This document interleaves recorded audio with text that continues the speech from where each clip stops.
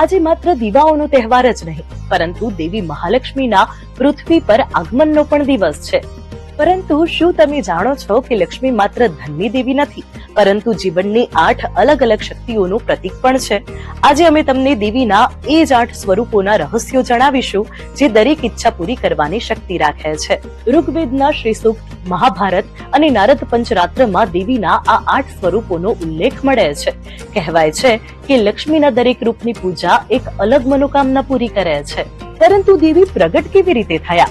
ચાલો તેના વિશે જાણીએ. દેવતાઓ અને અસુરોએ જ્યારે સમુદ્ર મંથન કર્યું ત્યારે તે મંથનમાંથી 14 દિવ્ય રત્નો નીકળ્યા હતા. તેમાંથી એક મહાલક્ષ્મી હતા.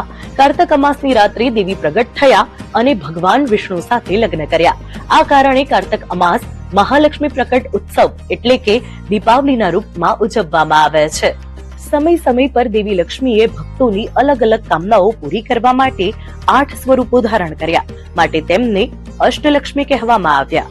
પહેલું સ્વરૂપ આદિલક્ષ્મી છે, જેમને મહાલક્ષ્મીનું મૂળ રૂપ માનવામાં આવે છે.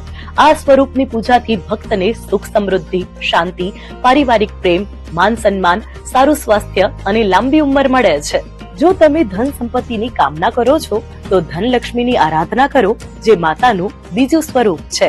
આ સ્વરૂપ જીવનમાં આર્થિક સ્થિરતા અને સમૃદ્ધિ પ્રદાન કરે છે. ત્રીજું સ્વરૂપ ધાન્યલક્ષ્મીનું છે, જેમને અન્નપૂર્ણા માતા. આખો વિડિયો જોવા માટે ડાઉનલોડ કરો દિવ્ય ભાસ્કર એપ.